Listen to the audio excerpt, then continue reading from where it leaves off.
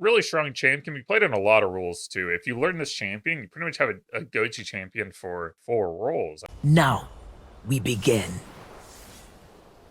Hey, what's up YouTube? It's DirtyMobs back, and today I'm going to start off a new series. I was a little bit stressed when I started a new series, but we're going to start playing some Swain.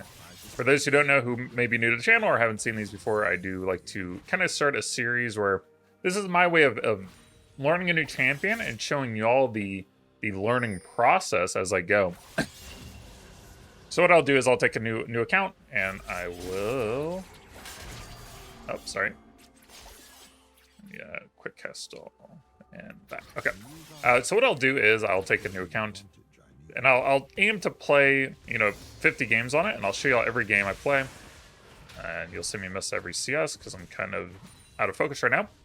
But yeah, these are kind of how I do my make sure I get some daily videos up, and I'll show you the wins, the losses. The only games I won't really upload on these series is the are the ones where I have like an egregious troll, like someone who's AFK and just absolutely ruining the game, and there's nothing really of value to those games.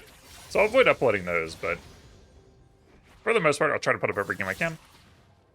And this game I'm playing a little bit slow just because I'm doing a lot of commentary. Now, Yone, I believe, is a hard matchup. So yeah, for those who don't know me, I am my name is DirtyMobs. I am a challenger, Alawi one-trick, kind of a Yorick two-trick at this point.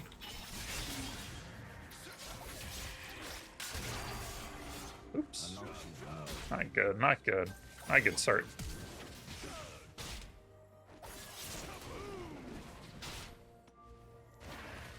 Ooh, close. Oh yeah, but yeah, so if you want to see me play on high elo, then you can check out my daily live streams. Not daily. Yeah, I try to do daily, but, sometimes I can't really do that.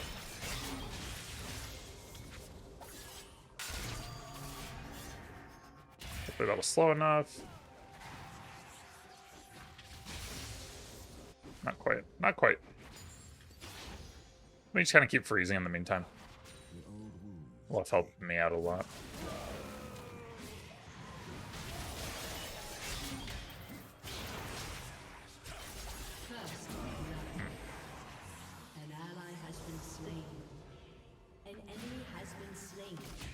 Try to help out.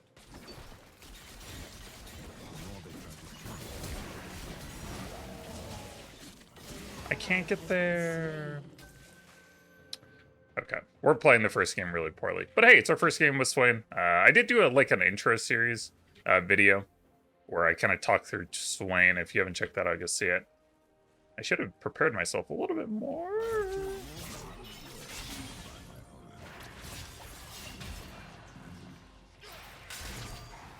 Do the E there for the little heal. I don't have a... wow, great start to the series. Top round. Alright. Okay, whew. I've been looking... So I looked at some builds. I think the two main rune pages I've noticed are...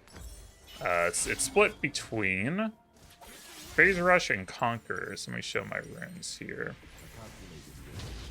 There we go. Conqueror hasn't really done anything yet. You do Q max. Oh. Yeah, really rough start. Just a lot going on. Sorry, we'll get it together.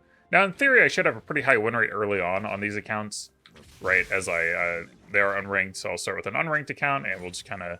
Hopefully we'll win a lot. The downside of that is it will likely put us into Smurf queue, which can be hit or miss depending on how the Smurfs line up. And it's fine. I mean, that's just how it goes. And my goal is usually to get to Diamond within 50 games. And the cool thing about these series is that my intention is to show y'all kind of the learning process. I think that gets lost on a lot of people in League of Legends. Everyone focuses on the challenger player who's already developed that skill set. They've already played 1,000 games on something. It's kind of awkward how this matchup plays out, where they dash forward, and it's kind of hard to land your E at that point.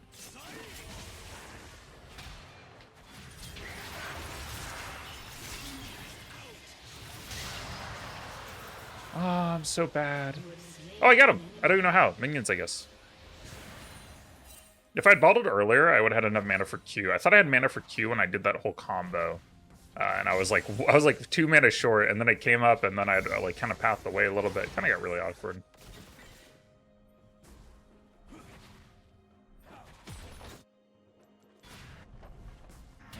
No! What? Ah, that's so sad.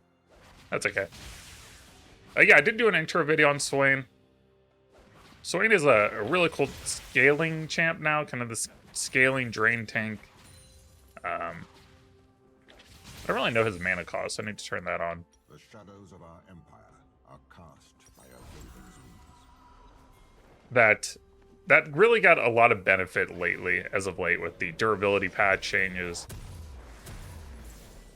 So, really strong champ, can be played in a lot of rules too. If you learn this champion, you pretty much have a go-to champion for really, you can play it in 4 roles. I mean, you can do top, mid, ADC, you can do APC with like Swain, you know, an the bot lane carry role.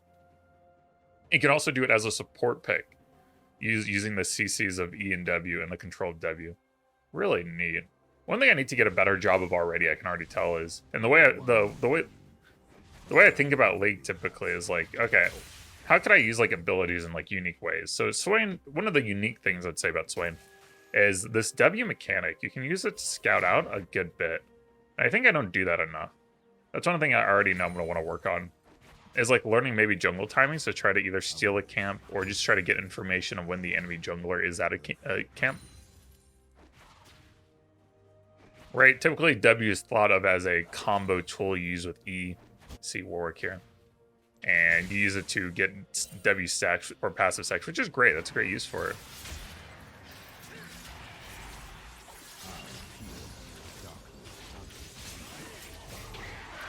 Let's go ahead and combo this.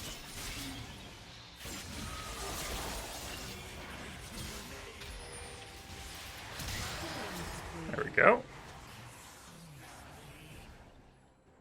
I played that fight okay. I mean, I think I could have eat his... I think one of the cool things I just noticed, like right there, is when he was going to ult me, like I knew it was going to put him on this side of me. I could have eaten this way, and then as he hit, like, the ult jumps, and he's right here on this side of me, the E would have connected. That could be like a really cool way to kind of outplay that mechanic, that ult mechanic. But using the predictability of it, at least. Oops. And my intention is not, for those who are new, my intention, or even returning viewers, my intention is not to kind of showcase this as like, oh, I'm so good. It's more just to showcase the different elos, different ways to improve. And that's my intention, so, okay, we don't want to be here. I do have flash, so one of the cool things in either top or jungle, I can use flash to outplay either one of them. Flashing to dodge either ults is really powerful. Nice, thank you. I don't have ult yet. I do have flash, I do have stopwatch coming up. So if I wait a little bit... Oh wow, I didn't mean to like land the Yone. I just wanted to E for the CS because it has a longer range, and I'm kind of afraid right now.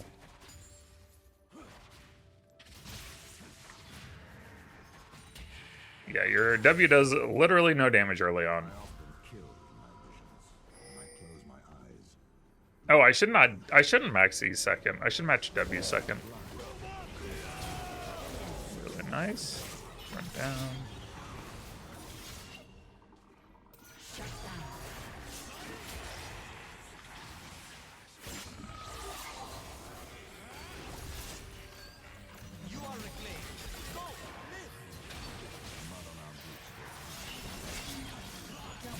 Nice.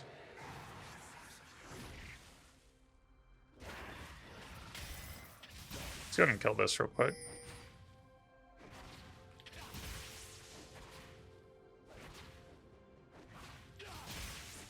This champion feels... So Swain feels a lot better once you get level 9.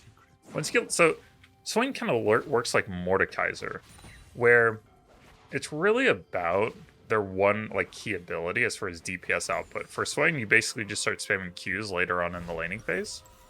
And of course, your ult like drain tanks. Like, there's a lot going on. But as you get this lower and lower cooldown from maxing it, you see you go from 6.3 seconds to 2.7 seconds. That's a massive DPS increase. I'm gonna go Zanya's next. Again, as far as build, I've just kind of been looking at, what I did was I just went and looked at the best Swain, so challenger players with a lot of games played. There's a couple, there's like one in NA and one in EU that I looked at in particular. I can use this cannon. Just a bait. Now that we have Leanders, you're going to do a lot of damage. The two room pages I saw them primarily use was Conqueror and Phase Rush. Yeah, we're going to definitely W max second. You get so much more benefit out of it. Conqueror, because you can sack it pretty well, even though Swain is range. Dang. You just get a lot of DPS, a lot of benefit out of it.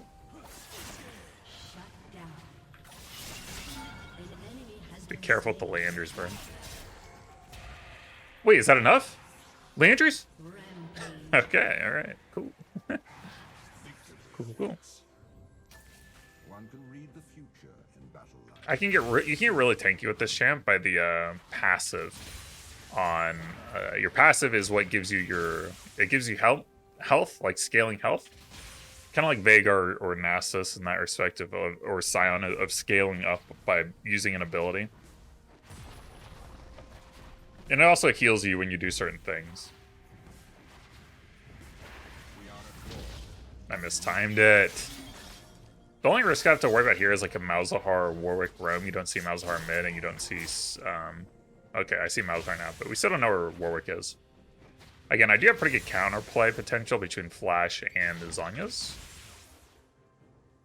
We want to make sure... Oh, we tried to get this plate. It looks like he's a little bit AFK.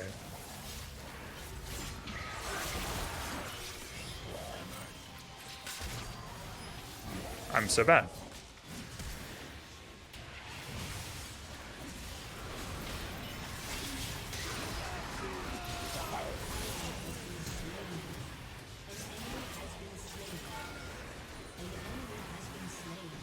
You saw my flash looked really weird there. It's because I was trying to like do a cool outplay on... I was trying to do a cool outplay on like Warwick. I didn't know when Warwick was going to ult.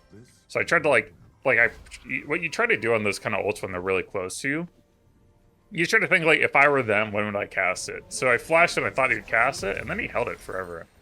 Maybe he thought that they just auto won, like 1v, because it's 1v2, so he didn't feel the need to use it, so he got really greedy. By the time he used it, he was pretty much dead. That's probably what that player was thinking. And that's really what like sets apart maybe a lower elo player from a higher elo player. Is once I get past the point of learning my champion mechanically, right? So just learning the abilities, kind of like getting used to pressing the buttons and playing around certain ways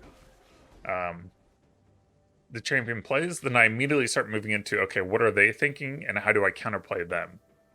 A lot of players, especially if you're new to a champion, you're really focused on just your champion. You're trying to like do your stuff. But to transcend that is how you become like a good player. So now I don't have flash, I don't have stopwatch either. I have a lot less counterplay now. So now I have to like watch the minimap a little bit more, consider, you know, Malzahar roams, Warwick's gonna spawn soon.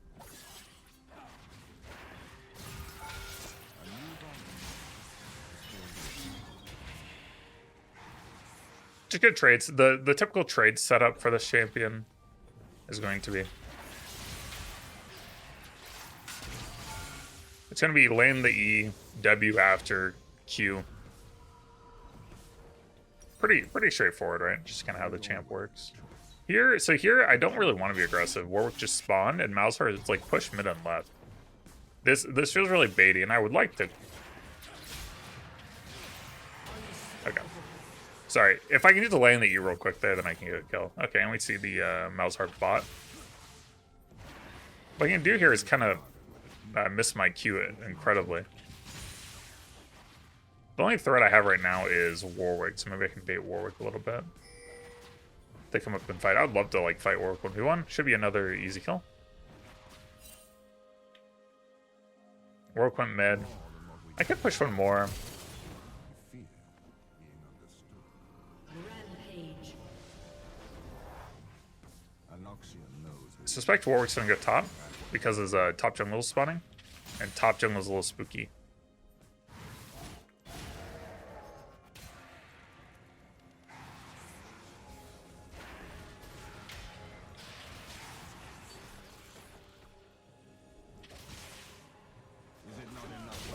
Oh, poor guy.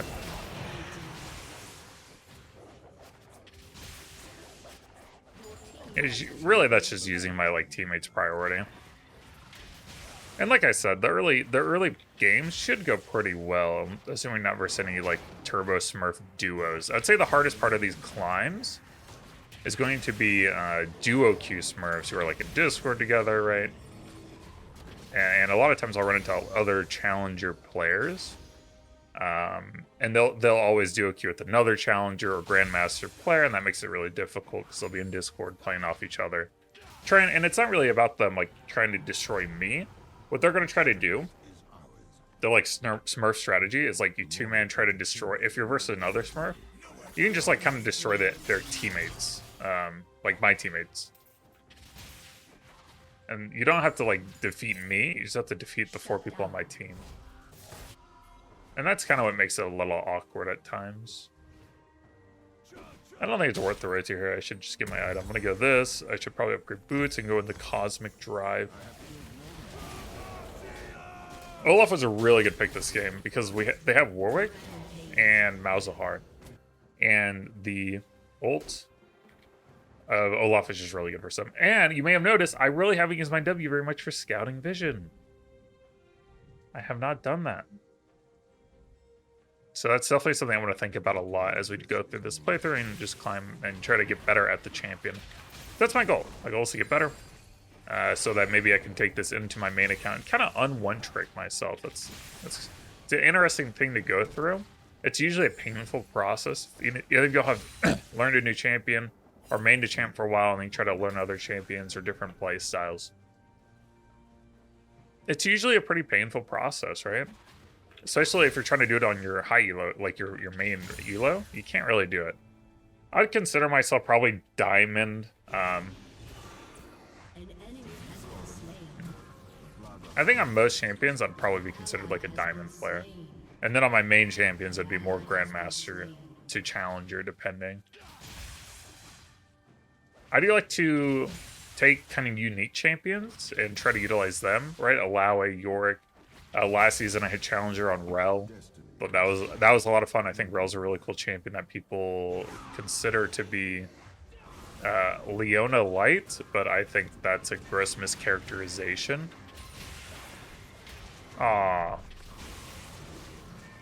Of what Rel can do.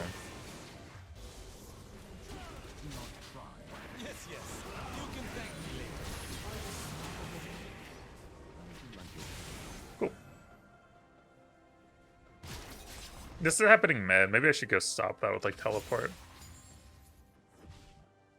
Or I just push top and take the tier 2. I was born a patrician. I become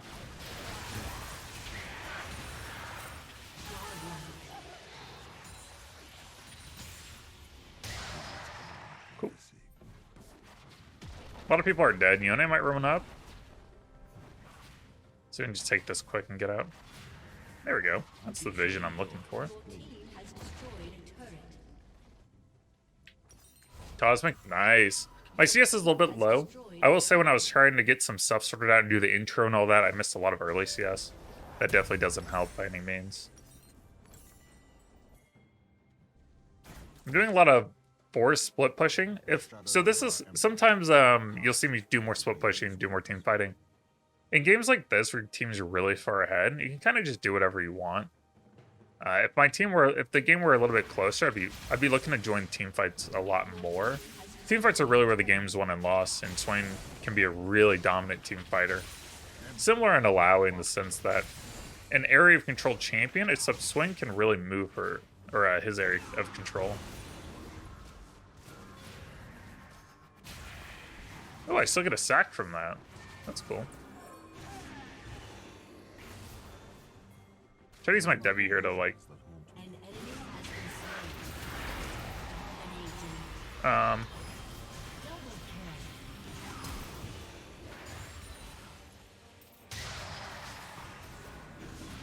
Okay, you got me. All right, you got me. How did you do so much? Oh, you ignited me. I was like, how did I not do any healing?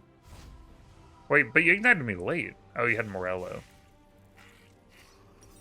I just have to hit an ear or two, and I win that. And that's actually a lot of shutdown gold. This chat is really small. Your team has destroyed a turret. There we go. That's better. There we go. Nice. Definitely want a demonic next, I think.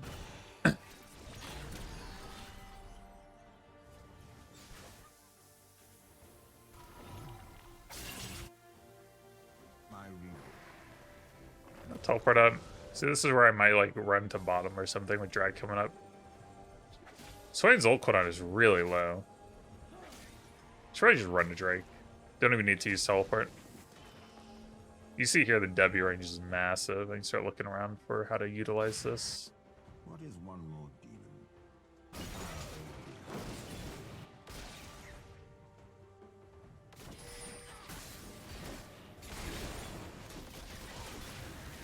Oh, the double value? No way. Oh, jeez. That was a fail. that feels bad, man. I'm so close all the time. What the? What the?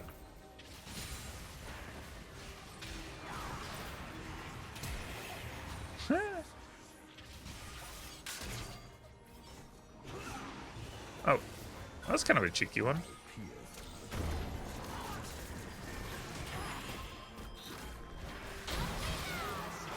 Nice. A little bit of revenge there. Swain's fun in team fights because you're getting kind of your abilities are kind of low range, so you're getting close to people, especially with like pulling them into you. But you can also do a lot of like dodging up and down, left and right. You get a decent amount of move speed, and it's fun to play. I will say it's very fun play style.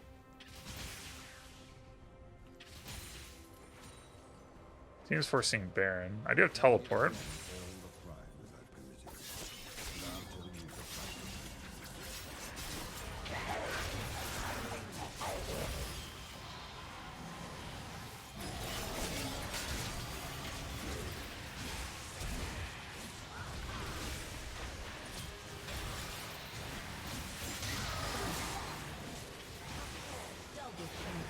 Woo-wee.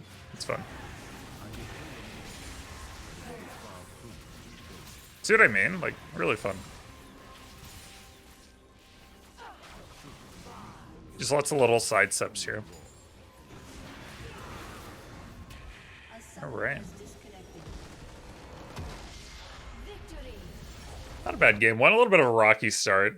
Should have been a little bit more prepared for the start of the video, but oh well.